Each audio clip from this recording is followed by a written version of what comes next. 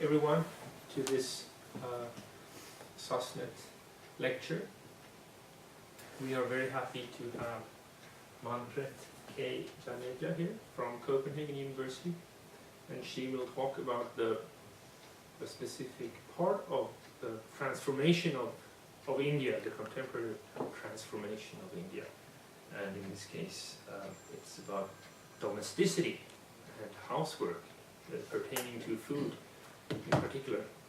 So this lecture is entitled Anxious Hearts and Risky Meals, Reimagining Domesticity in a South Asian Rolling City. So we're all very eager to hear more about this, so I'm gonna leave the word to you. Thank you for coming here. Okay, thank you. Thank you very much for inviting me, and it's nice to be back in Lund again. And okay, without much further ado, I'll start. And I hope you don't mind me actually reading the paper, because I think it's kind of, yeah. So anyway, this paper actually focuses on, as the title says, so reimagining domesticity in contemporary urban formations through the aesthetics of food in a worlding city. Now in a moment I'll come to how we define worlding, basically. Taking the meal as the fulcrum of much activity in Bengali Hindu daily life in Calcutta in the Indian state of West Bengal, it traces the vicissitudes of what emerges as constantly negotiable but contested normal home food.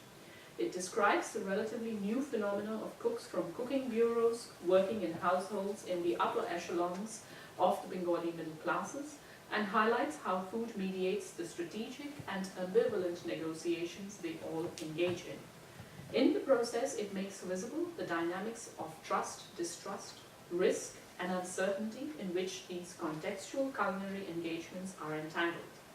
In doing so, it reveals the manner in which foodways in a state of flux are reconfiguring forms of domesticity and belonging in a city caught in the throes of redefining itself.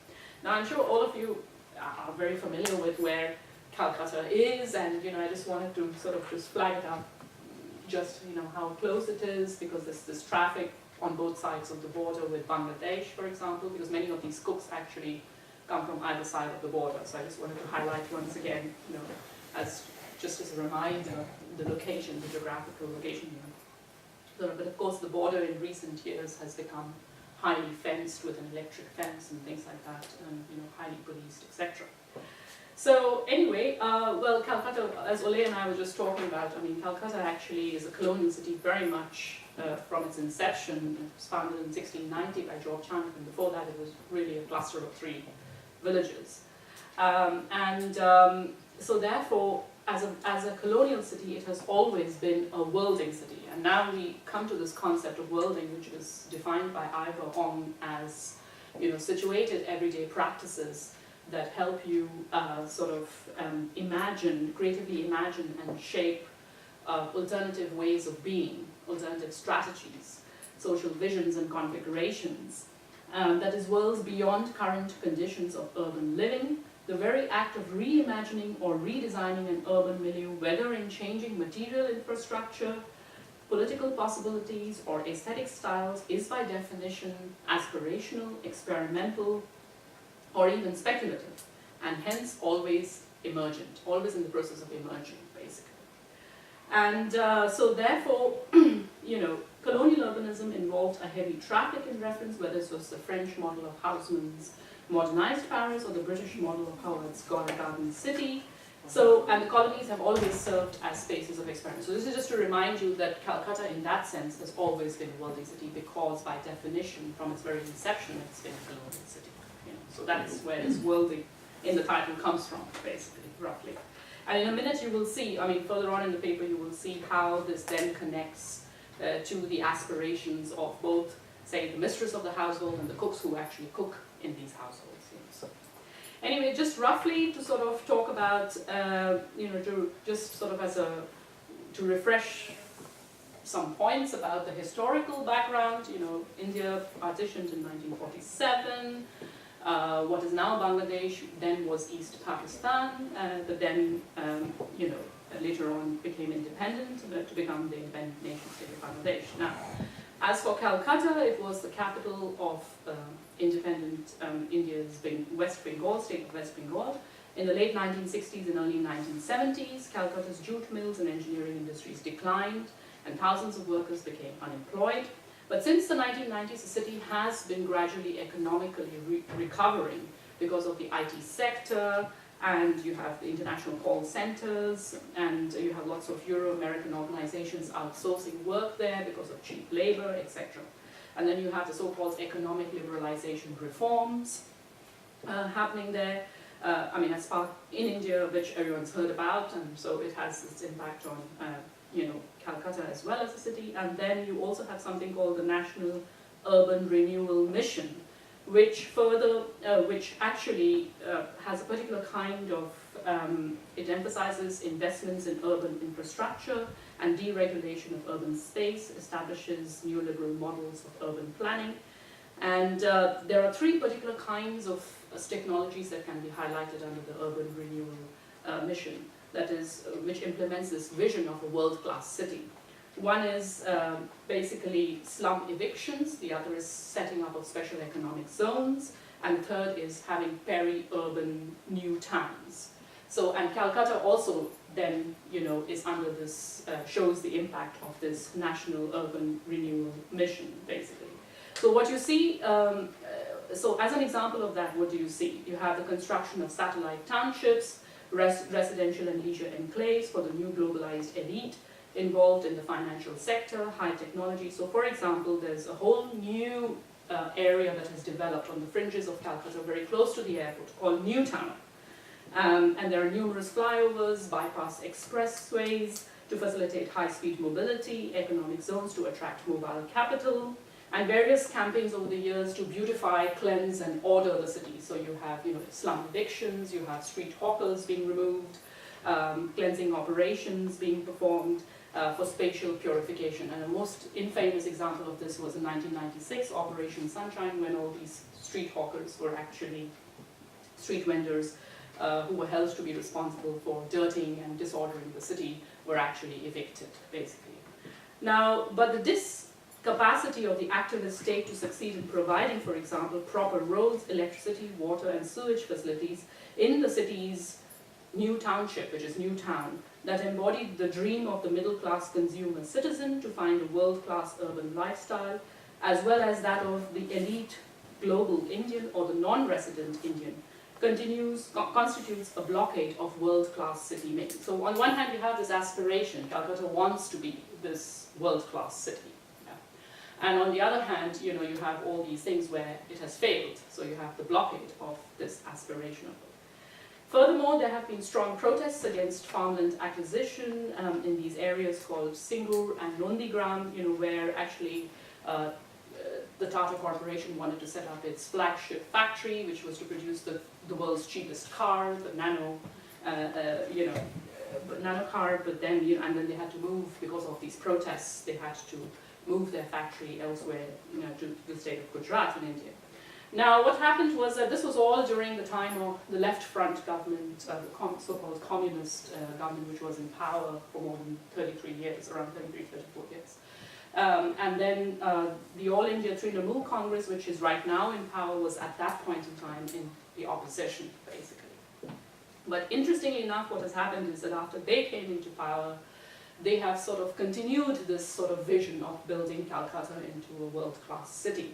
And in fact, they want to develop the Hooghly, the River Hooghly riverfront on the lines of the River Thames in London, basically. So to transform Calcutta into London. So again, you see the hark back to, that's why I started out with the colonial history, basically. So we haven't moved that much away, this concept of the world-class city, world-classness, actually. So the referent is always, somehow, Anyway, so together with the activist state and elites' homogeneously middle-class aspirations to world-class city with world-class infrastructure, however, cannot be assumed as the singular trajectory in the story. As Gertner has highlighted, a world-class aesthetic is not only a distinct observational grid used by the state to govern urban space, but also a socially produced aesthetic operating as a normalizing urban quality inducing a form of self-government among those, including the urban poor and slum residents, who identify with the desirability of world-class urban improvements, as well as a contested area allowing them to fashion new political demands and visions of world-class futures, both anticipated and feared. It is thus that this fluid mixture of diverse discourses, practices, and aspirations through which multiple elements in urban India actively generate and enact the norms of market room and thereby the print of the world-class city embedded in global circulations is labeled as homegrown neoliberalism. Urban imaginaries of world-classness emerge as shaped by neoliberal discourses and practices of productivity, efficiency, entrepreneurship, increasing emphasis on self-regulation and intense government of time, and concomitant anxieties about changing capital flows, risks of shrinking profits, and chronic insecurities about privatization and retrenchment. So the ethnographic descriptions, vignettes that I'll now come to in the paper, what do they show? They show anxious culinary engagements between the upper echelons of Bengali middle-class households and cooks from poorer classes, recruited from what are called cooking centers or cooking bureaus to cook in a growing number of such households. And it is these vignettes and this ethnographic description is to be located against this backdrop of the uncertainties of fraught aspirations, perceived threats, distrust, mistrust, and yet to be realized promises. So this is the backdrop against the larger sort of, I've painted with very broad brushes, the larger sort of national and global context within which we place these household developments. Now, so we move on to the next section, which is called Normal Bengali Home Food. Friday, 8:55 a.m. The intercom goes off. Minoti, the cook, her high-pitched voice rending the relative calm of the flat, says, "Oh Didi, they are not letting me in through the gates, since I don't have a gate pass." Kolani, the mistress, responds, "Okay, let me speak to the security guard." Binoy, the security guard, says, "Madam, your cook does not have a gate pass." Kolani, the gate pass is being processed. She does have a letter of permission. Binoy, "Yes, but it's been a while, madam. Tomorrow if something untoward happens, all of you will blame us, the security guards. You know that no one is allowed to enter Silver Spring without a gate pass." Now, Silver Spring is this luxury condominium of flats actually located on the eastern metropolitan bypass in Calcutta, which connects two parts of the city. Hanging up, she turns to her husband, an executive with a multinational corporation, finishing his breakfast at the dining table. "You've heard. Please complete the form and submit it to their office today." Her husband nods in agreement and goes to his study to get the next form, complete with a photograph of Minati's bespectacled face and a photocopy of her voter's ID card she had submitted as proof of address attached to it. 5 minutes later, the doorbell rings and Minati walks in with her blue bag strapped onto her left shoulder. In a voice still bearing traces of her recent harassment, she says, "Today they created so much trouble at the gate." Kolani, "Today the form will be submitted." Minati heads off to the kitchen with its narrow balcony where she deposits her bag, rummages through the contents and takes out her neatly folded clean sari. She makes her way to the bathroom located in the area designated as the servants' quarters, where she washes her hands and feet and changes into her cooking outfit every day. Upon re-entering the flat, she hurries to the kitchen and finds her mistress waiting there. "Kolani, today there will be fish curry, lentils, straw fries, courgettes with poppy seeds, and rice." Minati nods her head in and then asks, "How should I cook the fish?" Kolani, "Like every day, don't add too much chili," alluding to Minati's predilection to sometimes forget being less generous with the hot chili powder in keeping with her East Bengali Desh origins, which I return to below. Having worked through her instructions for the day, Kolani then rushes off to have a word with her husband before he leaves for the day.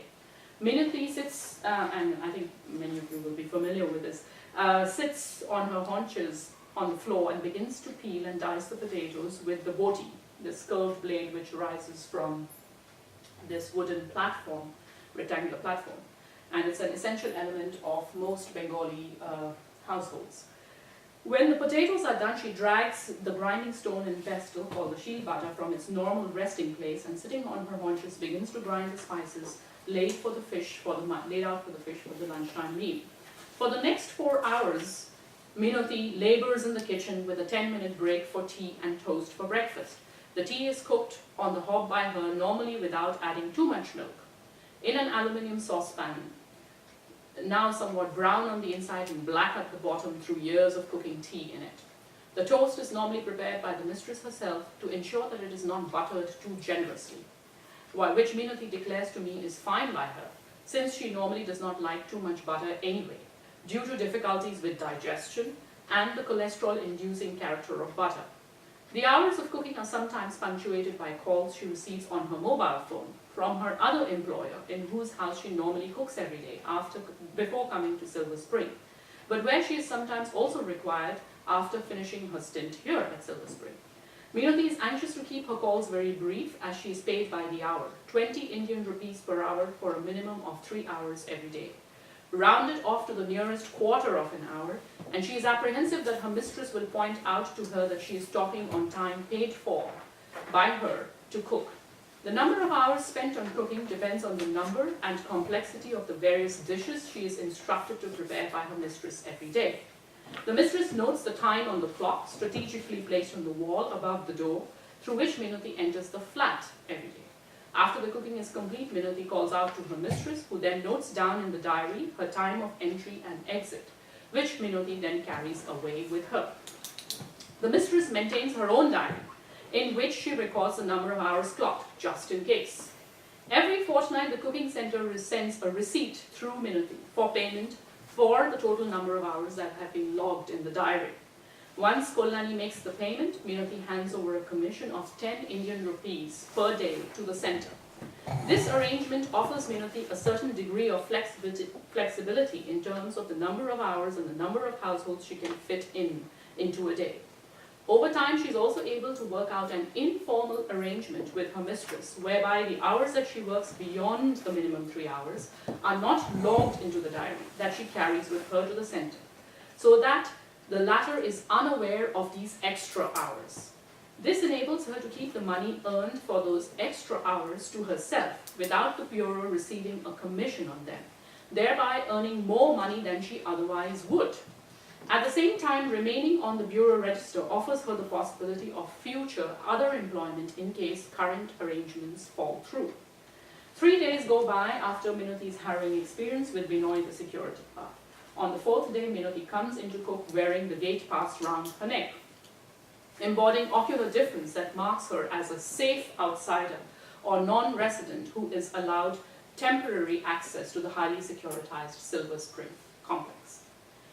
Now, what are these cooking centers or bureaus? Minoti had started working for Kolani and her husband about a month ago at the beginning of August, when they moved from their former flat in Salt Lake, a well-planned middle and upper-class extension of Calcutta in the northeast, to Silver Spring, as I said, a luxury condominium on the eastern metropolitan bypass and not far from Salt Lake.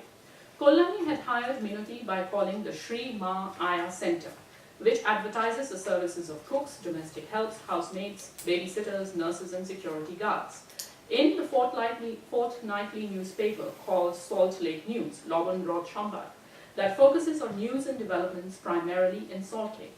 The paper is replete with the advertised services offered by many such organizations with the word centers, bureaus affixed to their names. For example, Annapurna, named after the Hindu goddess of food, Annapurna Aya Center.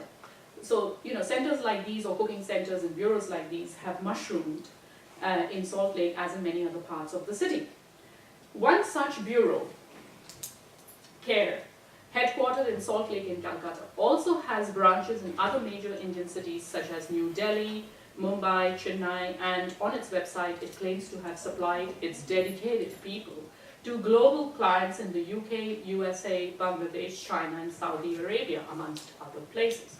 It traces its genealogy to an initiative started some 14 years ago to, quote unquote, to provide a respectful living for the underprivileged section of society and at the same time serve modern society in a unique pattern. And this is from their website. These centers or bureaus advertise their services often in newspapers, in the vernacular, as also in national dailies in English, on small signs in English or Bengali located strategically on street lamp posts in residential areas, and now also on online portals such as miramal.com, so you can actually enter your preferences. I mean, you can see here. And then you have this other website. If you're looking for a domestic help, this is sulekha.com, Sulekha Yellow Pages. So you can enter what are you looking for, domestic help, and then you can enter your different criteria, basically. So you have these sorts of online portals, basically. On these online portals, one can post one's requirements and preferences, including the language of the cook or domestic help, age group, working hours, and remuneration. On some of these portals, such as justdial.com, each bureau bears a set of 4 trust factors: the year the bureau was established in, its overall ratings, the number of ratings, and whether it has been verified by justdial.com. These bureaus offer trained cooks who can cook well, are reliable, trustworthy, with proper documentation and police verification. CARE, for instance, states that it takes necessary measures to ensure the security of both the employer and the employee. These centers are advised by the police to register their maids and cooks on a household help register maintained by the police. To quote, "It is the responsibility of the agencies to approach us," the Additional Commissioner of Police in Calcutta was reported as saying in the Calcutta edition of the Telegraph in June 2006. However, in practice, a few, if any, of these centers do so, one of my interlocutors points out. This would further entrench them as a legal entity. They would have to be legally accountable, would have to pay taxes. They would not be able to evade taxes then, he added derisively. The questionable and nebulous character of some of these bureaus and of some domestic help supplied by them emerges when instances of fraud committed by them are revealed. For instance, the Calcutta Telegraph report just mentioned points out instances of domestic workers forging checks, high rates of commission charged by some bureaus, but delivering little in return and reneging on promises. Now the next section is on who are these cooks and the cooks generally and the concept of desh. As far as the domestic helps themselves are concerned, they often have to deal with long hours of work in a number of houses, different kinds of demands, various forms of harassment. And according to the Additional Commissioner of Police in Calcutta, as far as the maids are concerned, we take action if there's any problem that violates the Indian Penal Code. For most domestic helps who belong to the poorer classes, seeking any form of assistance via this channel is actually a remote possibility. These cooks or domestic helps commute long distances in local trains from peri-urban areas of Calcutta, and like those cooks and domestic helps who are hired through word-of-mouth networks, are mostly women and come from poor households. Cooks normally employed in Bengali middle or upper class houses are Bengalis, that is, speak some Bengali dialect, dress mostly in saris, and are born on either side of the West Bengal-Bangladesh border. Most significantly, they also know how to cook Bengali food, Bangali khabar rante jan. Furthermore, an East Bengali Hindu family in Calcutta tends to or aspires to employ an East Bengali Hindu cook whose desh is or was originally East Bengal, now Bangladesh. But now many families will also deploy a West Bengali Hindu cook whose desh is or was originally West Bengal in India, as long as she's perceived to have the competence to cook food like ours. Amader moton ranna. Symmetrically different preferences characterize West Bengali Hindu families as well. Now, how can we define desh? Desh can be distinguished as narrowly or broadly as the transactions demand. It is relational and fluid. It could refer to the country, region, district, or sub-district, town, or village. It is one's native birthplace, one's local homeland, the place whose land, soil, air, water, trees, food, people, and things are one's own, to which one belongs and which belong to one. What is revealed is not only people's sentiments for desh, but also that desh as place is involved with people and has affective energies which are concomitant with its spatio-temporal attachments or networks. Desh as foodscape then is an event that assembles for the recipient in most immediate, intimate, and continuous ways, the ways of relating and relatedness to other things, persons, and places associated as one's own, nijer, and perceived as normal. The good cook is one who can replicate or reproduce for the recipient in an ongoing and unceasing manner, every day that is, the foodscape that is normal for the latter. In other words, a good cook is one who has the hand or the unending, ceaseless, everyday capacity to prepare food which is effective in its rendition, that is, recalls, retains, and projects the form of engagement with all kinds of others which is perceived as desh.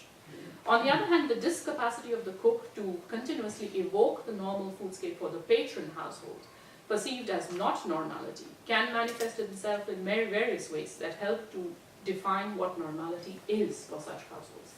Thus, desh as foodscape emerges as a motive for perceiving normality. Now, the next section is about who is the good mistress, and the cook and the hand of the cook. Normally, the grinding of spices, the chopping, washing of ingredients with the boti, the knife that you saw, are done sitting on the haunches, while the actual cooking of the food on the gas stove requires the cook to stand. During the process of cooking, or indeed cleaning, the clanging and banging of utensils above a certain normal level, which is tolerable for the mistress and described as such by her. So if it's too loud, she'll tell the maid, oh, listen, there's too much noise, can you just reduce it, this is not normal. So she defines the level of noise which is normal or not normal, and all these utensils are made of metals, like steel or aluminium. And so, described as such by her, indexes the time invested by the cook, that is timed labor. It is also the mistress, it also indexes the cook or domestic help's dissatisfaction and anger, which annoys the mistress as well as embarrasses her. So if there's too much noise, actually the maid could be sort of throwing utensils around or banging them to kind of show her annoyance, basically. But then it also embarrasses the mistress because it shows to her neighbors that she's unable to keep her employees satisfied, and that's why she's angry and she's banging and clanging the utensils. So it works as has a panoptical quality, sort of governing both the mistress's behavior as well as the maid's behavior, etc., etc. On the other hand, if the noise is below the normal level, that is, there's no noise, it arouses suspicions of theft. That, everything's so quiet, maybe she's actually stealing something, basically. So the audible index is generated by the making of everyday normal food. Then not only connect neighboring flats and constitute the temporarily calibrated everyday foodscape, but also have a panoptical quality that includes both the cook and the mistress in its embrace. Thus, not normality is defined as the discapacity of both the cook and the mistress who employs her to engage in the continuous reproduction of the everyday normal foodscape. Now, other sort of indices of normality include employing culinary skills and techniques in the process of cooking, which embody knowledge of diffuse sensual measures, such as when the food will start releasing a fragrance, when you will see it is becoming slightly reddish. Given the open-ended and non-quantitative calibration of these sensual measures, as indexed by words such as slightly reddish, approximation plays a critical role. And memory is significant in approximation. For the good cook with a good hand is one who has the capacity to retain and project the manner of putting together these various elements that characterizes normal food, and the capacity to mimic or project such relations continuously on an everyday basis. Like every day, so the phrase that when the cook asks the mistress, how shall I cook the food today? And she says, like every day. So like every day, therefore, encompasses all of this. Like every day then emerges as an ongoing process, mimetic process that brings forth normality as a temporarily extended field. Temporarily extended field because you have to rely on your memory approximation, and the good hand actually embodies all of this, basically. The discapacity to do so is not normality. Thus, for example, in a West Bengali household, an East Bengali cook adds chilies in greater proportions. If that happens while cooking the food, she is reprimanded by the mistress. Now, just, these are stereotypes which still seem to operate, though they seem to be diminishing a little bit, that the East Bengalis suppose that people from that side of the border have more chilies in their, have chili hot food compared to people on this side of the border, that is in West Bengal. So, here, not normality is revealed as the discapacity of the cook to remove her own dish or her capacity to replicate her dish as an unanticipated ingredient in her performance of the desired reproduction of her patron's dish. Not normality here also involves the cook's discapacity to leave out her class characteristics, since the poor are perceived as those who normally eat very chilly hot food. Because chilies are supposed to deaden your taste buds, so you don't really taste anything else. So if you add too much chili, it is kind of perceived as people from the lower classes or the poorer classes actually do that because they're too poor to afford the refinement of other spices and things like that. So the work of food in bringing forth normality then is fraught with tensions, is haunted by poverty, anxiety, distrust, mistrust, and perceived risks. Normality emerges as a rather tenuous negotiation with not normality in everyday commensality in middle-class Bengali Hindu households in contemporary Calcutta. Now, the next section is entitled "Normal Everyday Food as Mimesis." I mean, I just said that like every day, it seems to be this mimetic process. Now, to talk a little bit more about that, what has been highlighted here is a description of several spatio-temporally dispersed elements, that is, persons, things, and places, that home food mobilizes and works with to perform the work of translating human intentions. That is, example of making and consuming normal Bengali everyday food into effective action. In the process of gathering together these human and non-human elements into collective associations or attachments called networks, in everyday transactions, food acquires agency. I define agency as the relational capacities to act and be acted upon simultaneously.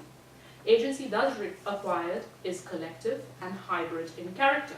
There are no pure forms, only mixtures that encompass both humans and non-humans, as also emphasized by Latour and other proponents of actor network theory. This act of gathering various hybrid elements that food performs in translating human intentions is unceasing and anxious. It is also collaborative, understood as, the word collaborative understood in both senses of the term, working jointly on an activity, and secondly, cooperating traitorously with an enemy. This is because these networks are dynamic. Humans and non-humans have the capacity to betray, and the act of translation is not faithful always and can have unexpected effects. However, the unexpected character of networks is restrained or moderated by simultaneous historical acts of purification in the very process of translation, purification into relatively stabilized forms, nature, society, object, subject, normal, not normal. Distinguishing particular modes of dispersed agency and forms of distributed elements are thus events. Everyday home food then is an event which reveals just how much agency food exerts through the demands it makes on people, and how it mobilizes those around itself in all kinds of roles inside and outside the house. In this relentless process of mediating the fraught balance between inwardness and outwardness, it emerges as a specific hybrid entity containing various axes of coherence of normality and not normality, temporal, spatial, corporeal, moral, affective. That is, home food as an event effectuates normality as a particular configuration of relations between dispersed elements engaged in precarious negotiations, haunted by the specter of not normality. Normality is evoked through a ceaseless mimetic process every day, which suggests a degree of intentional reproduction of taken for granted normality. Given the work of memory approximation in this process, however, modifications emerge. Such modifications are combined with changes that occur through unanticipated acts of betrayal, perpetuated by the everyday normal foodscape, assertions of its capacity for not normality. The phrase, like everyday then, reveals an unceasing mimetic process that aspires to be everyday, but can never attain complete and exact equivalence to everyday. Everyday food thus emerges as a collaborative, relational, and transformational field, which is evinced in its very enactment. The dynamic networks of retentions, projections, and collaborations that seem to cohere as normality acquire an objectified and emplaced form in Desh as foodscape, and the very practices of everyday home food still perceived as the linchpin of Bengali middle-class domesticity. And the final section, which talks about ambivalent negotiations. In their study of the domestic practices of Bengali middle classes in Calcutta, who have a long history of domestic servitude, Qayyum and Ray point out that the configurations of relations and subjectivities of the upper echelons of the middle and upper classes continue to be constituted by the presence of the essential domestic help or cook, even though that servant may now be a stranger, part-time worker, rather than someone belonging to a family or village that has served the household for generations, as was the case with zamindari families living in large detached family houses in the past. This brings forth different servant management techniques, such as, to quote-unquote, the exercise of strict supervision over both the servants' work and the servants themselves, banned in earlier times, by middle-class employers. It also elicits various negotiations and compromises in the domestic practices of an ideal nuclear family inhabiting a flat.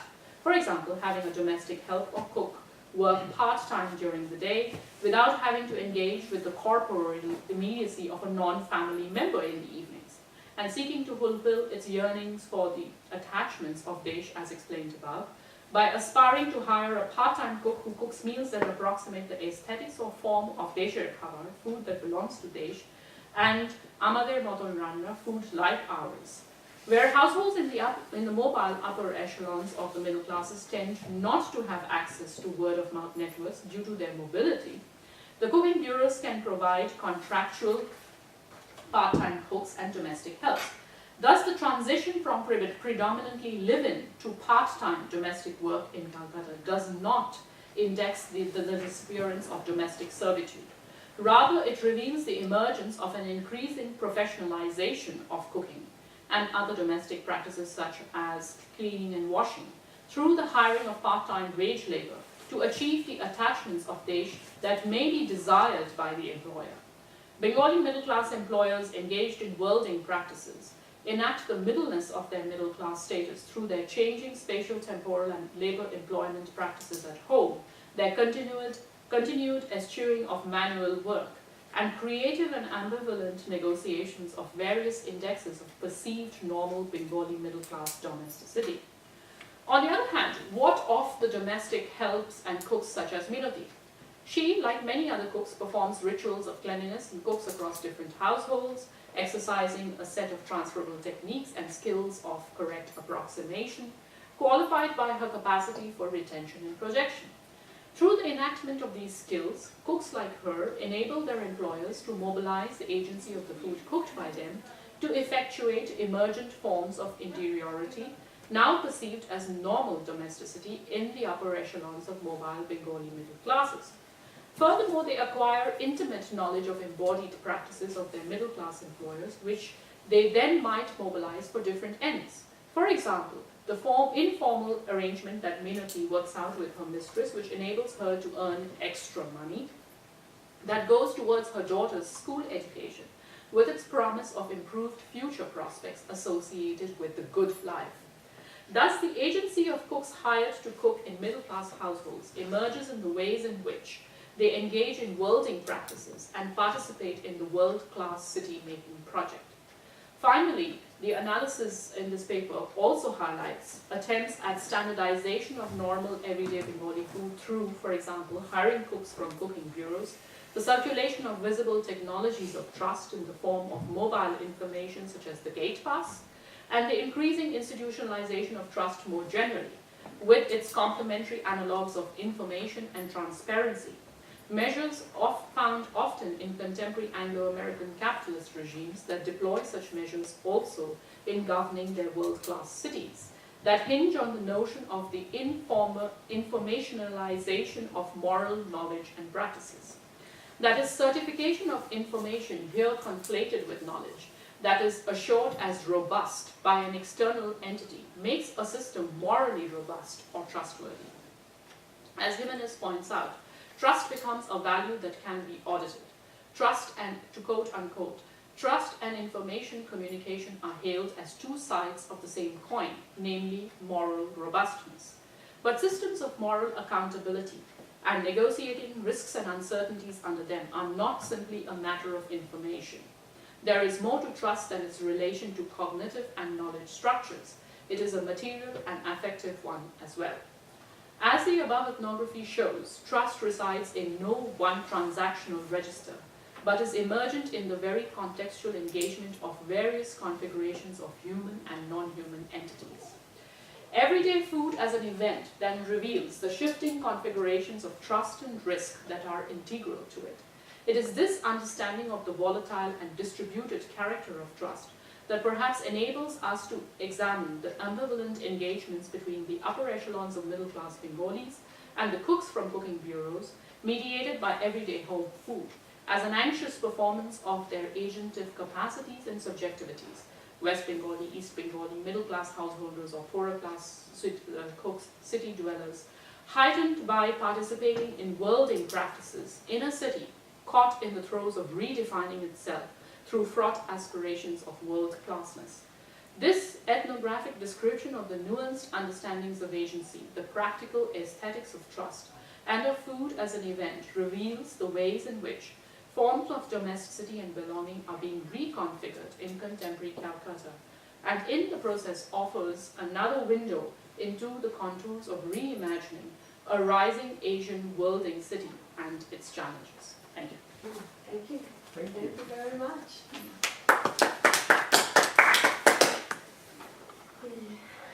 Are you chairing? Yeah, I can check. So I have questions, but any other questions before I fire away mine? One comment maybe? Okay, Anna. A comment, if I may? Yeah, please. Yeah, it's very interesting, and there are lots of things that are striking, I think. And one is, of course, the perception of time,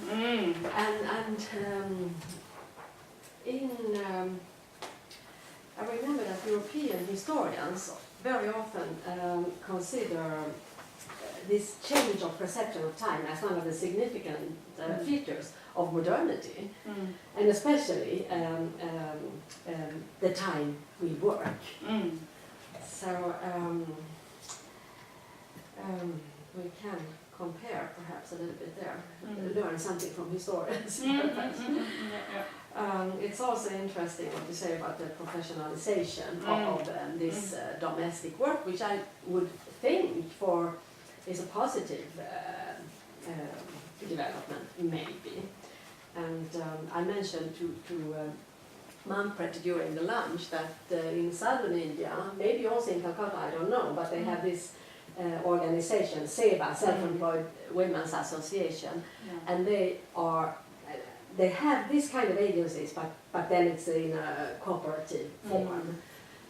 But they are very persistent that this is a profession, and you should not, and that to the middle class homes or whatever it is, that you should not ask for a specific woman to come.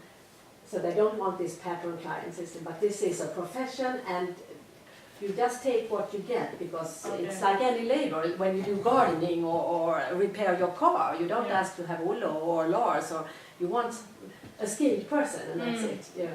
So I think there are some. Then of course, I mean, is there also a homogenization of what they cook? Because that could also, I mean, standardization, normality, not too much chili, not too little, not those dishes, not that. So there is less variety. Exactly. There is some degree of standardization in that sense, because but of course then you have the individual preferences, i.e. with the Desh things coming into it as well. So it's always a tenuous kind of a dance, as it were, between on the one hand the move towards standardization and whatever, but on the other hand, but of course, I mean, they're cooking in different households, so they will carry, they will try to find a happy medium, and they will carry different cooking styles. So, the demands of the mistress, you have to cook it in this way, and then the next household, you have to cook it in that way. Well, you have to be, so that's where memory and approximation and everything comes in, your capacity. So therefore the cook will have a good hand if you are able to remember all of this and able to actually continuously every day produce that kind of food. And if not, then you're not a good cook with a good hand, and so next time the mistress calls the agent and says, well, that cook wasn't that great, can you send me somebody else? So on the one hand there is a move towards standardization, but on the other hand there are these, but that tension is always there in terms of, and of course standardization is happening in other senses as well, like standardization of certain measures of trust, for example. So if there's a gate pass round the cook's neck, that means she has passed security check, she has filled out this form, she has been sort of approved, she's passed, she's reliable, she's been sent by the agency. So you have these various steps, these various measures, because it's, they're scared to live in these highly securitized kind of premises, basically. But things like that, where comparable things are happening around the world. I mean, in Brazil, for example. So, of course, in that sense, it's not, these highly gated communities of rich people actually living more upper echelons of mobile upper classes or middle classes living. So standardization of trust, standardization of it, but then at the same time, yeah, not quite in that sense. So the tension always being there, basically. Yeah. But thank you. Yes. Okay. Thanks. I think this is a very rich ethnography. There's so many aspects of this research. There's so many details. So I think it's impossible for me to capture all of it. I was wondering while you were lecturing whether something that struck me when I started reading up on India's labor market was the high amount of informal work. It seems to me that these companies are formal and registered, but I wonder, are these workers paying tax, for instance? Are they registered, and is this formal work? Or are they somehow still reproducing this informality? Because I guess to the extent that it contributes to formalizing domestic work, I would think it's a positive development, but because at least they have some legal rights, these workers. Do you know if that is, I guess that is very difficult to find out, since that would be... I mean, that's one of the questions that nobody's going to answer straightforward, whether they're paying taxes or not on their income, basically. But as this additional commissioner of police, in this newspaper report was talking about, that we keep telling them that they should maintain a register and that they could always come to us for help, but nobody actually does that. Nobody actually does maintain these formal, because the moment in which you maintain these formal registers, you're then becoming formalized, and therefore you're becoming a formal, legal, taxable entity. And so and they don't want to do that, because then you will have to pay taxes. So on the one hand, it's a kind of a peculiar mix of ostensibly a move towards formalization of domestic work, but on the other hand, not quite, because they're not going all the way. So people are still, so one doesn't quite know how to describe it. It's still an informal economy in certain ways, with the trappings of formalization in certain, it's a really, so the answer to your question is that actually they do not have those, social security measures or things like that, because they're not sort of. So there are these rules. I mean, as we all know, you can have these rules, you have these laws, but actually whether those rules and laws are actually enacted, or what is it that takes to actually realize and actualize those rules and laws is quite another thing. And so if people, they're not going all the way, clearly. And even within this system of the mistress is entering the time that the domestic help walks in, the cook walks in, and the time that she walks out, she records the hours, the time, basically. So today, if it was 5 hours, or if it was 4 hours yesterday, whatever. But the thing is that the cook has then worked out an informal arrangement with the mistress, saying that, okay, if I worked 5 hours, then just enter 4 hours, or just enter 3 against the records, that you send to the bureau, because then she will not have to pay the commission on those 2 additional hours to the bureau, and that way she can keep the commission as well for her, and that means it's a larger earning, and it works well for the mistress. The mistress says, okay, how does it matter to me? I mean, I'm paying the same amount of money, but she gets to keep a larger percentage of it. If I don't enter the 5 hours against her records, but only 3, because the minimum is 3. I mean, you have to pay the full agency for 3 hours. So even here, you can see this negotiation of what's supposed to be ostensibly a formal thing, and then an informal kind of arrangement that she has worked out with. So going back to our earlier conversation about, who owes what in terms of obligations. I mean, the mistress does not necessarily have to do that, but maybe she gets convinced that, okay, I mean, how does it matter to me? It costs me the same amount of money, but if she gets to keep a little bit more so that her child can then go to a better school or whatever, then, okay, so there is... I would do that. Yeah, well, this is the thing. So this about all sorts of negotiations happening here, you know. So, yeah. Do they have, I know in southern India that people now have a special card. I can't remember the name of the card, but it was not as common some years ago, but they need to have a special card. It's not an identity card, but it's a card with their name, birth, address, etc. Oh, you mean the Aadhaar card? Or I'm sorry? the Aadhaar card? No, I not don't know. It's not called like that in southern India, but it's, Okay. it's for paying taxes. They need it when they go. Oh, PAN card is yeah. the one that you Yeah, require. maybe Yeah, it's yeah, PAN card. So, yeah. so not, people didn't have it before, but now it's required more and more. And Yeah.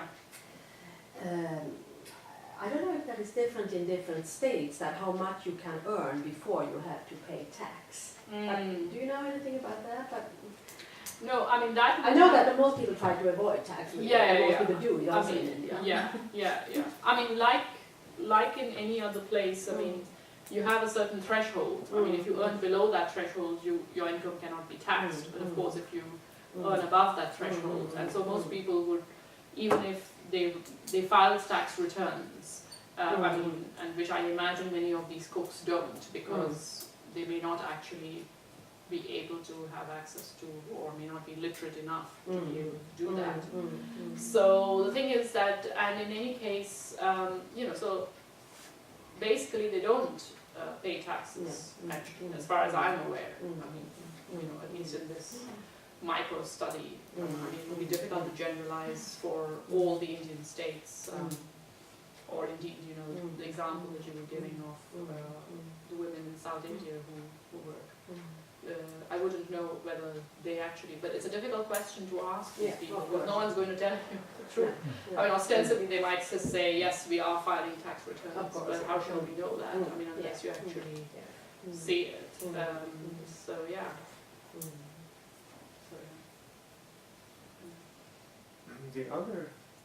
Any other questions, or may I? Yeah, may. Thank you. I was wondering, judging from the pictures, there's very little, they still use very simple tools. And maybe that's part of the aesthetics surrounding the traditional That's right. meal, I suppose. So that's what they pay for. But Yeah. can you see, are there any signs of increasing pressure towards mechanization, bringing in mixers, bringing in electrical tools Yeah. that would increase productivity? Yes. Because this seems very, I mean, Yeah. but they still, a middle class person apparently can still afford paying someone with, Yeah. you know, very simple tools. But Okay. okay. That's just a reflection. Yes, it's a good point. The Yeah. thing is that, yes, they are paying because that is the idea of the so-called traditional way of doing things. So they're paying someone to actually, so the taste of the food, of the way the spices are grated or, you know, ground on that stone and mortar pestle, or the way it is cut with this boti, for example. You could jolly well perhaps try to put it in a mixer, for example, and grind those spices, but that's not what you are doing. I mean, the middle class, I mean, these sort of households can afford and do have these gadgets. Now there's another, I mean, elsewhere in my book, actually, I've talked about that often when you have these gadgets, they're often on display, you know, that it's conspicuous consumption to show that you actually have that status, you're able to afford it, but you don't necessarily use it. Yeah. You might use it in terms of, so there is a microwave, but you don't expect the cook that you are paying by the hour to actually cook in the microwave. What you might do is that if the cook who's employed during the day cooks the meal for the lunch as well as for dinner. So what the cook is gone, the dinner has already been prepared. Of course it's cold by the time you sit down to eat at night. So you might actually heat the meal in the microwave. But on the other hand, Bengali food doesn't necessarily lend itself to being heated in a microwave in that sense, because it ruins the taste of what it's supposed to taste like, for example. So one has to remember that these householders, I mean, even if they themselves now no longer engage in trying to produce this food in the so-called traditional ways, they still aspire to it because they grew up like that. I mean, this is a society in a state of flux. I mean, they still all have, you know, the people in their 40s or 50s or 60s or 70s, you know, upwards basically, or even in their 30s. They grew up eating food cooked in this way. So even though they themselves, they grew up in households where they were served by cooks and maids who were there for generations, you know, the father, the son, or, you know, the mother, the daughter, etc., serving the same household over here. But now there's been this important development also that people have moved from large standalone houses into flats and apartments where you can no longer afford to have full-time, you don't have enough space. I mean, there's the nuclear family, you know, constant impingement of outsiders on their sort of domestic. So here you want that thing from the past or what you grew up with. But at the same time, you don't want somebody in your house constantly 24/7. Therefore, you're hiring these people who still are cooking and using these implements, basically, because it's the taste, it's what you want. I mean, because it's a remembered aspiration of what you grew up with as a definition of what is normal, everyday food. So you're caught in, you know, there are multiple things happening here. You don't want the demands of people being there constantly. You don't have the space, you don't have the arrangement. It's not a joint family anymore. So and you're not living in these large zamindari households or standalone houses anymore. You're living in these smaller, you know, apartments. You can't have a separate room for the maid or the domestic help, etc. You don't have people serving you generation after generation. Hence, you do not have that face-to-face trust. So then what you're doing is you're hiring these people from these agencies who are putting into effect these other measures of trying, or, you know, which makes them trustworthy or not, you know, maintaining these registers, verification, gate pass, da, da, da. So this is, like, from face-to-face trust, you're moving to, you know, other standardized measures of trust, you know, verification, this, that, and all the rest of it. And at the same time, you're sort of wanting them to use these traditional tools and produce the kind of food that you remember as, and you still define as normal food. Now there's been there's been a mushroom growth of Bengali restaurants, which is a very recent phenomenon since the 1990s. You know, to go out to eat home-cooked food, because, or traditional Bengali food. These are rather upscale, many of them are very upscale Bengali restaurants in Calcutta. 6 Baliganj place, you could Pajahuri Manna, you know, you can pay quite a lot to have a traditional Bengali meal because you no longer cook them at home, you no longer have the expertise or the skills, you no longer can do it, you don't have the time, or you simply can't do it. So you do that, so you go out to eat home-cooked Bengali food. But that's if you do not have cooks like these or on a special occasion or whatever. Otherwise, you hire cooks like them.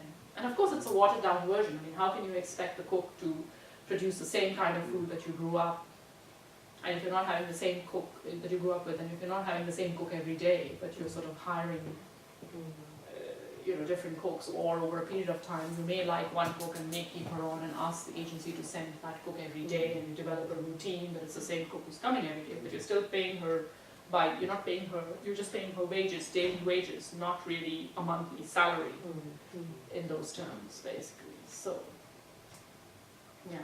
But is this, to what extent is it, I guess, in your opinion, is this nostalgia for a lost past, or that may never come back because women are increasingly working, perhaps, and these skills are lost? Yeah. Does it have any religious or cosmological meaning as well, this food, or is it merely a tradition with no such links? Forgive my ignorance, but yeah.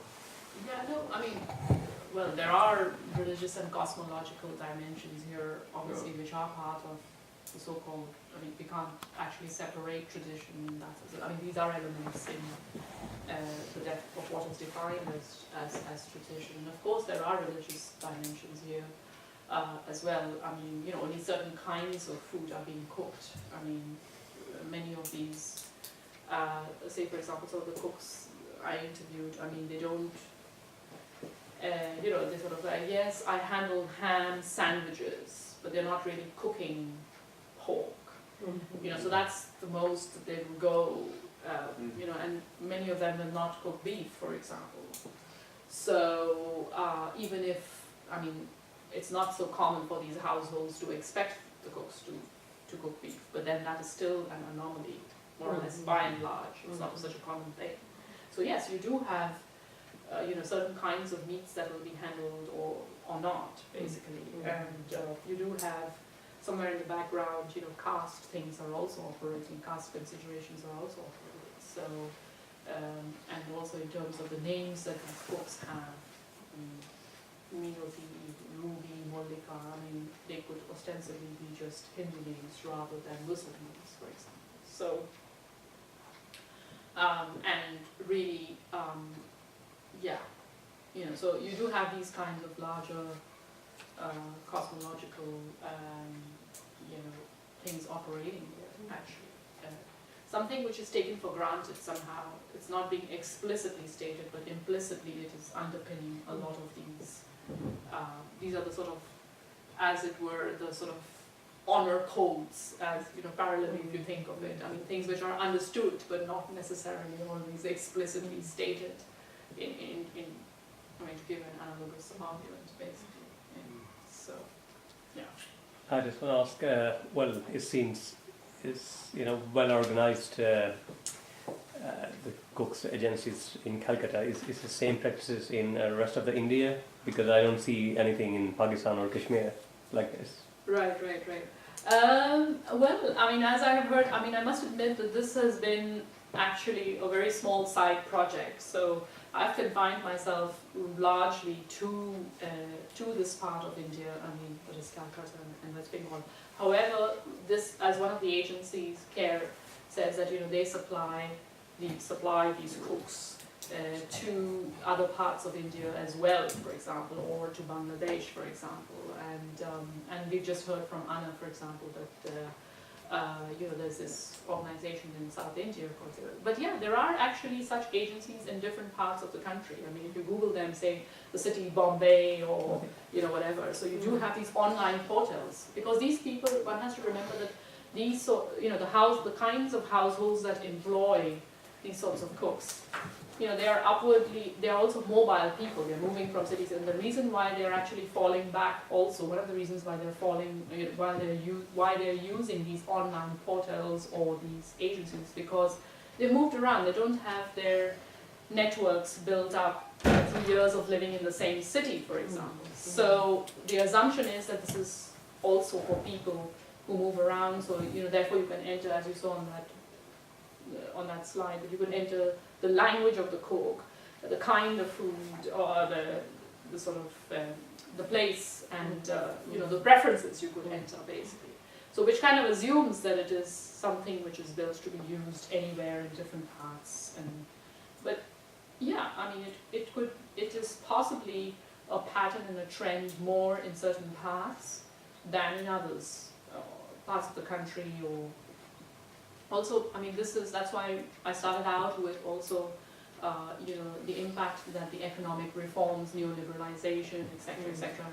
So it would be more common, say, in large cities like Calcutta or Delhi or Bombay or Bangalore, where you're attracting large numbers of these mobile people as well, working in the IT sector or things like that. So it's more also for people but there are other people who are beginning to use these as well, because they're sort of, as I said, the parallel move is that smaller apartments don't have place for,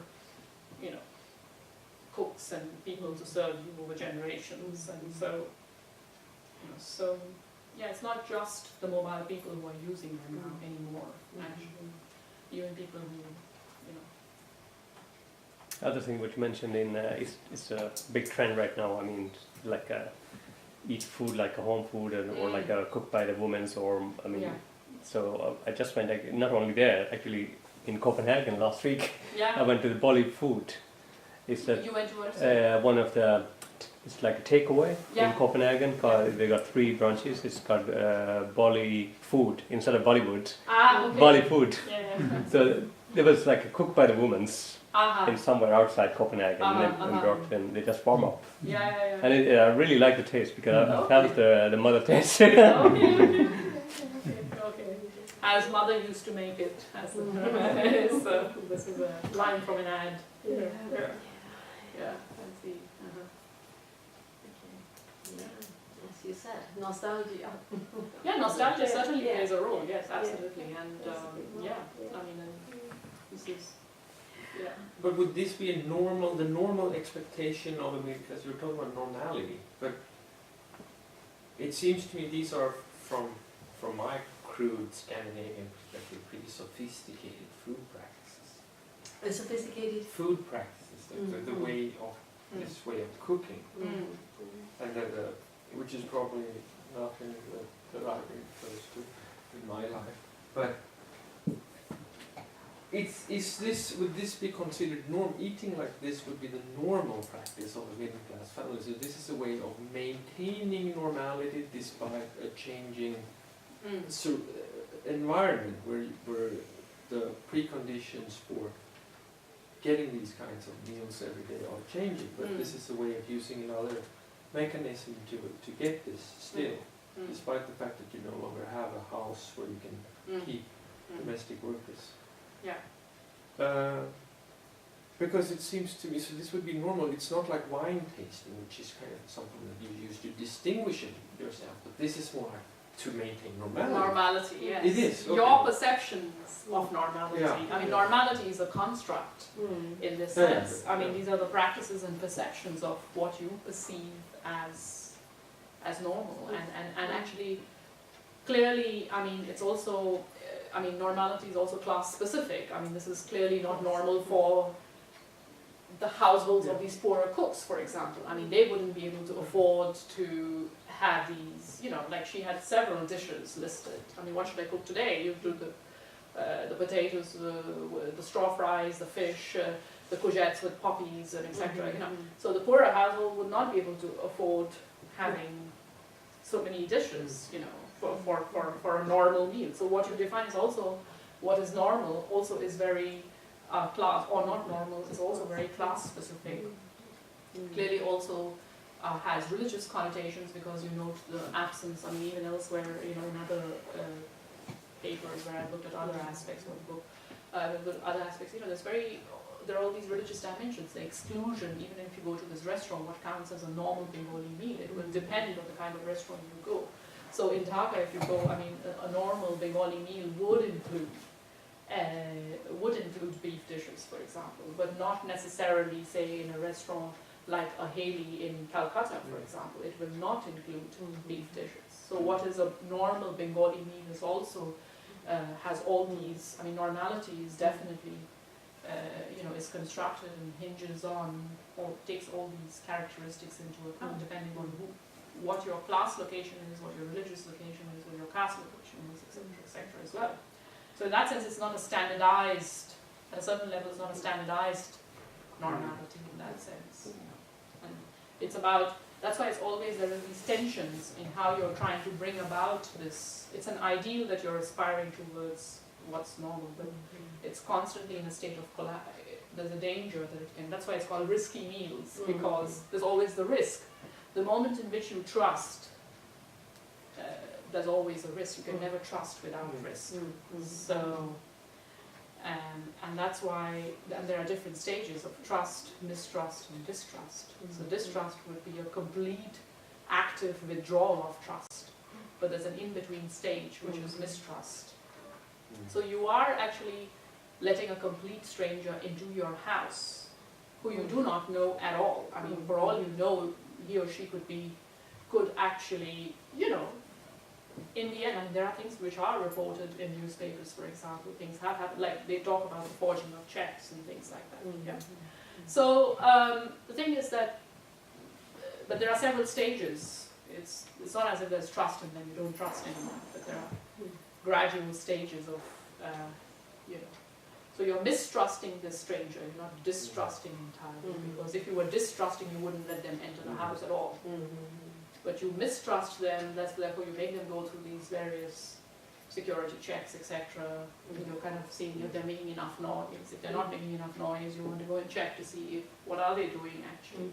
Is she talking on the phone, and how long is she talking on the phone? Because, you know, the clock is ticking, and if you have this 10-minute conversation, it means I have to pay you, you know, more money because you crossed the hour, and I rounded off to the closest quarter of the hour. So there's this constant tension. So how much do they make per hour? What do they pay per hour? Yeah, so in this instance, I mean, it was 20 Indian rupees an hour. So really, if you have a minimum of 3 hours, it's 60 rupees, and then they get paid, the agency gets paid a commission of 10 rupees. Still very low. Very low. Very, Yeah, very absolutely. low. Very, very low. Yeah, I'm thinking yeah, about yeah, what about a daily labor in that region? A male daily labor, how much do they make in Bengal? Maybe 400 rupees a day, or something like that. Yeah. So they will never come up to that. No, they will never. No. Yeah. Even if they work in, say, 2 or 3 at the most, I mean, how many households can you cook in? You know, you can only manage 3 or 4, or even 4 is too much actually. You know, So it's only women who are doing this. Only women. This kind of it's actually been only women. Again, I mean, there are these associations of, you know, because in the old in the past you had the trusted family retainers who were also, you know, so you had the male cooks as well. You know, you had the father and the son and the wife, everybody serving your family. But now smaller apartments, if you have a daughter, you don't want strange men coming into your household, etc. So there are all these associations. And then traditionally the cook, I mean, the daily food was mostly cooked by the woman. Again, the associations of the woman sort of. So there are all sorts of things happening here, for example. So if you have a grown-up daughter, you don't want a male cook sort of in your flat. But the cooks you rent for the wedding, it's always always men. That's right. That is again, or if you have, say, for example, the Durga Puja festival, and there the cooks who actually cook the bhog, or the one that is the foods that are offered to the gods, basically. Those are always male cooks, because there again what is happening is that you could put a menstruating woman, for example, is regarded as polluting, so she cannot actually cook the food that is offered to the gods. So there it would be the male cook, and actually the male Brahmin cook, not any It's other also very caste. interesting that, I mean, in the morning in the markets, all the men go out and do the shopping to get the best fish and That's the best right, vegetables. exactly. And they go bring back the goods to the house, and then the women do Women do cooking. it, exactly. You must have noticed that in Sure, of course. lake market and places like yeah. that as well, exactly. I mean, it's only, okay, though it's becoming a bit more, you do see some women sort of going and buying, but it's mostly the men, you know, it's largely a male thing. And sometimes if you've forgotten something, then maybe your domestic help might pick it up on the way, or the cook might bring, you know, oh, can you just bring this along the way, things like that. And then, of course, parallelly, you're having the sort of the emergence of sort of supermarkets, you know, food bazaar and things like that, you know, in these, which have sprung up in Calcutta, for example, more along the lines of, you know, packaged foods like you get here, for example, meat which is pre-packaged, or fish which has been. But then again, I mean, how many people are shopping? If you look at, it's only certain kinds of sections of society who are shopping for their food in those sorts of places. So very interesting, as you said, that till the 1990s there were absolutely no Bengali restaurants in Kolkata, because when people went out for go to restaurant, why go out for restaurant and eat That's right. home cooking? I mean, home cooking you have every day in your house. Yeah. So it was only Mughlai That's right, North Indian exactly. restaurants. But then from the 1990s they started these Yeah. gourmet That's right. restaurants Yeah. serving Bengali food Yeah. served in really traditional style. That's right. That's right. Exactly. Yeah. Also because there are certain dishes which are very time consuming, for example, or require a kind of skill, you know, which no longer found at home, for example. So, and you wouldn't sort of pay a cook like this, you know, to cook a dish that takes 5 hours to cook, for example. So it's not. So you'd go to this restaurant and pay huge amounts of money to have this particular kind of dish, for example. But there was also a caste-based thing, that you don't want to go to a restaurant because you don't know what you get, who has cooked the food in the restaurant. At least that was the case in South India. So there, right, there were no restaurants in the 1990s because you would like to go to a restaurant. First, it shows that you are so poor that you can't afford a maid. Or maybe you don't even have a kitchen. Okay. So, and then the second one issue was, well, who cooked the food? Yeah, yeah. So it was a caste issue. A little less of that in Calcutta, because I mean, in Bengal, in the Brahmins eat fish. Yeah, so it's different. It's a little bit, Polluted Brahmins. Yeah. But I was thinking about this with the professionalization again, that what about the women? Do they actually earn more in this way or earn less compared to the old system, patron-client system? Yeah, a bit. I'm not sure, actually. A bit difficult to answer that question because I'm not even sure that there are any other studies that have been done comparing. However, I mean, how would you calculate that? Because maybe in the older patron-client system, you know, say a family had served the household for generations. So if their daughter is getting married, for example, the patron might actually bear the expenses of, or contribute towards the wedding expenses of, you know, the servant's daughter, for example. But what do they prefer, the women? Do they prefer the old system or do they prefer this system? Or that's not in your study, maybe? No, I never asked them that question. The assumption, I mean, I guess people just also are pretty pragmatic. They realize that that world has somehow, in that sense, has been left behind. I mean, because you don't have those sorts. It's not commonplace to have joint families anymore. I mean, there are still some, but it's not the norm anymore. You don't have those large houses. There are some, again, but not the norm anymore. So, I mean, the sort of expectations and that worldview, it's interesting because parts of that worldview are still there, but the other parts of it somehow, so one doesn't quite know whether one prefers that or whether one prefers this. I mean,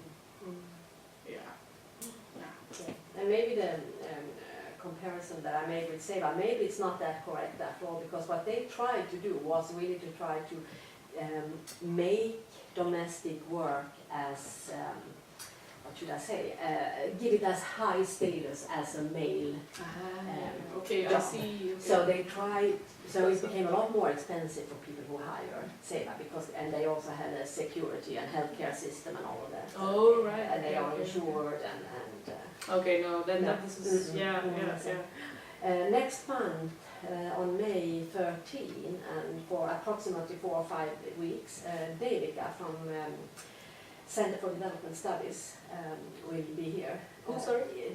Devika from Center for Development Studies. So maybe we can go and visit you in Copenhagen. I think that you could have a fruitful discussion. Yeah, absolutely. That sounds great. Yeah, maybe we will. I don't know if you have the time, if we could arrange a talk for Devika there, maybe?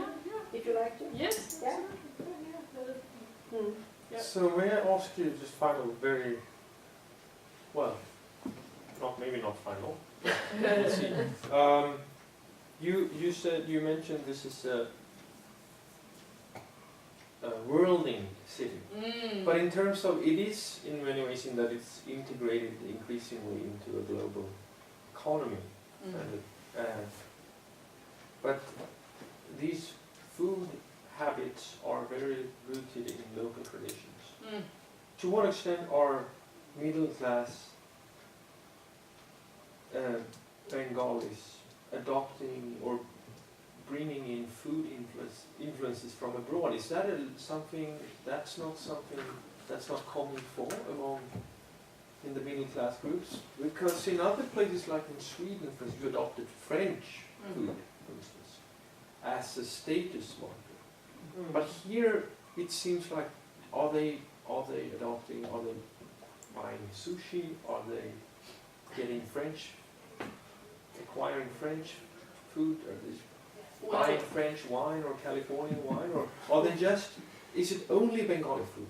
That's the only thing that brings status? Or No, so there are a couple of things Yeah. here. One is that there are lots of so-called foreign influences already incorporated in so-called traditional Bengali food already, and I mean, from way back. Yeah. So you have, you have the French croquettes, for example. So the fish chops that you have, the traditional Bengali fish chops, actually modelled on those sorts of influences. So-called tradition. So-called tradition Yeah. in the sense that how now it is understood as traditional Bengali, Yeah. but actually it was always already in conversation, in dialogue with things which were outside of Bengal. A lot of these cutlets and things like that, which are, and sort of certain kinds of curries, which are part of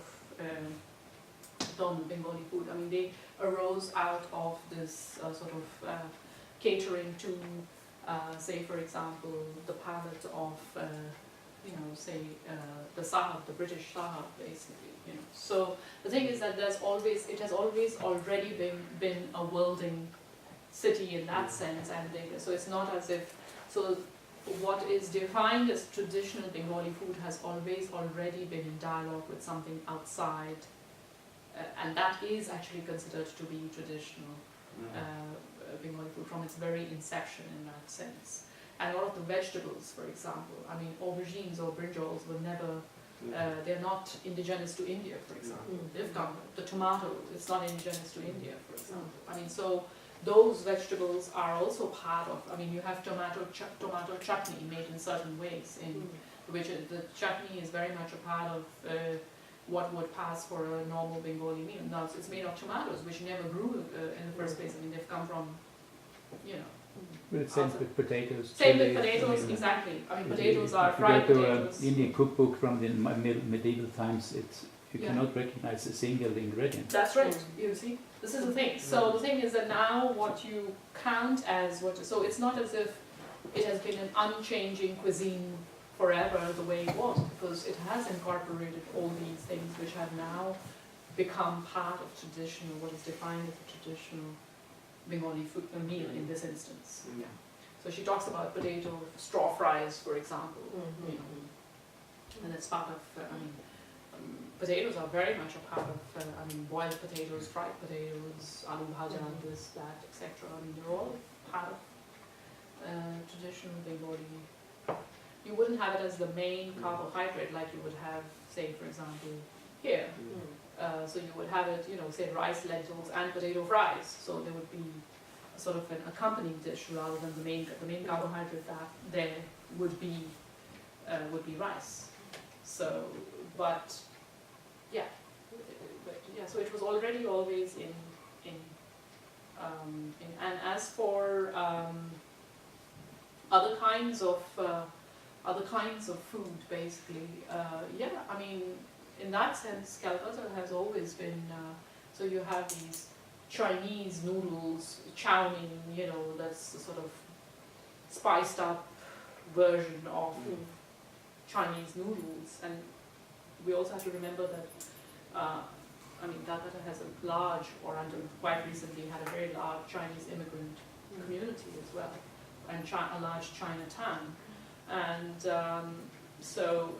and then street food, actually, it's very common. So you have food from different parts of India. You also have China, then you have things like the steamed dumplings, which momos and things like that. So, and now you have Kentucky Fried Chicken and Pizza Hut and what have you. So, Italian is now the new big thing, or has been for some time now. So pasta is there in many of these households. So it's not as if it's not happening, but So the hybridization continues. Yes, the it question is. is when will it be classified as tradition? yeah, well, exactly. That's a matter that one waits to see. Exactly. But the thing is that you go out and you go and have a South Indian meal, or you go and have a European meal, but you go back home and have your real Bengali dinner. Yeah, that's right. Yeah. So you will always make this. In that sense, it's always been cosmopolitan too. So you make a foray into cosmopolitanism But at home, what counts as every day you're not going to eat pasta, and you're not going to have pizza, nor will you have Punjabi food or South Indian, whatever is called South Indian food and things like that. What you will eat every day on a daily basis will be Bengali food. But yeah, when you go out, you can eat this, or you might even bring it home, but you won't have it on a daily basis. Is the point? That's not normal for you. Is one day, maybe if you ask you ask a Swedish teenager, what is the most Swedish dish? Yeah. What is traditional Swedish food? Yeah. They will say pasta bolognese. Yeah. Yeah. Spaghetti. Yeah. Yeah. Med köttfärssås. So who knows? I mean, this is a worldwide phenomenon. I mean, it depends on the generation, it depends on the place, and and people are just sort of But I think that South Asians have a very specific relation to food, which is different from many other parts of the world. In the sense that food is very important to manifest one's identity, and not only that, it's I guess I can't really describe what it is, but it's maybe, I think you are better at describing what it's about. But it's definitely here, food is something you eat because you're hungry. In the South Asian context, it has so many more linkages related to who you are and maybe who you aspire to be. I don't know. Well, I mean, that would be true. I mean, okay, but even here, for example, I mean, say for Christmas, you would have a traditional Christmas, and that's part of who you are. I mean, so food is never about just satisfying physical hunger necessarily. I mean,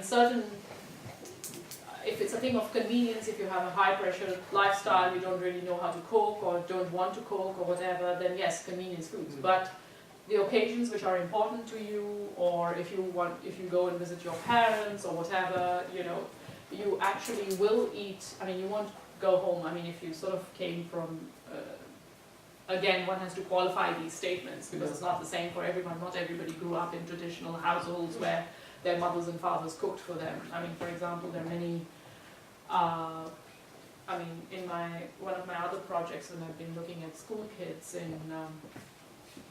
in state schools in England, in London, for example, or in Birmingham, I mean, they have cooking lessons, for example, as part of, say, design and technology classes. I mean, you can opt for cooking lessons as well. Many of the children don't know how to hold knives. They don't know how to cut a fruit, an apple, for example. Yeah. So the teacher has to show them how to handle a knife at the age of 9 or 10 or whatever it is, or even, which actually then makes you start thinking, I mean, okay, I learned how to use a knife, how to cook, how to cut a vegetable or peel or cut a fruit, because I saw my mother or the household cook actually using the knife, and I learned it. I didn't learn it at school as part of my cooking lessons or whatever. So here the assumption is that some of these children don't actually grow up in households where the mother or the father is cooking. Therefore, they do not know how to use a knife to cut the apple. So again, we cannot generalize and say that everybody grew up in a household and when they go back home they eat certain kinds of food, because many of them, for example, might grow up eating convenience foods, or prepackaged meals. I mean, if you look at the waste bin of a household, in Britain there's a lot of prepackaged. So again, we cannot make generalizations. However, if we do think of, say, certain kinds of households across the board, and for traditional meals like Christmas or Easter or whatever, what have you, Hanukkah or whatever it is, it will be used to express your identity in that sense. So food is never just necessarily about satisfying hunger, but yes, in a South Asian context, yes, food, it does actually, is charged with a lot more, nuances and meanings and layers than, but then there are other parts of the world, for example, which pay a lot of attention to, there's France, for example. Yeah. I mean, they still have these, and Italy. there's Italy, exactly, this is just about to come. So I mean, these countries within Western Europe, for example, still emphasize a great deal, what it's very much about eating certain kinds of things, not eating other kinds. Yeah. Well, I guess there are degrees of compartmentalization. Yes. It's true that here on Christmas, Yeah. food has probably about the same meaning as it, but maybe in South Asian context, often on a daily basis. Yeah. Whereas Yeah. here you can That's eat true. hamburgers. That's or right. Exactly. fast Yeah. food. Yeah. But on Christmas you will. Yeah, So it's yeah. degrees of compartmentalization. I once invited my Wow. family for a Japanese Christmas table. They were absolutely shocked. We Yeah. had sushi and seaweed soup. I'm sure it was not Outrageous. But I think South Asian food trend is changing so fast because also the media role. It's like in Pakistan, in Kashmir, there are 3 TV channels, Right. just 24 hours Yeah. cooking channels. Cooking. Yeah. And my mother lives here in the last 7 years in Malmö, Yeah. and she's around 60, and she watches all the time. And I can feel that the taste is developing. It's more 5, 7, 10 dishes to it's more Yeah. dishes, more experiments. Yeah. And I'm very lucky actually. My mother is here. I'm getting home food. Twice a week. So it's Yeah. so the trend has changed. It's Yeah. changing so fast. Yeah. Yeah. And also the media is Yeah. 3 channels. 24 hours. Yes. There's cooking shows. Cooking shows, yes. These cookery shows are playing a huge role as well. Yeah. Yes, absolutely. Yeah. Yeah. Okay, now you're exhausted probably of all these Yeah. questions. This No, question, they're heavy very questioning. interesting questions. Yes. Always a delight to sort of engage. So, yeah. Thank you so much. Well, I'm so thank you. glad that I could Thank you. come here. Well, I thought I would have a meeting, but it Yeah. was luckily cancelled, so that was nice. Thank you very Yeah, much. thank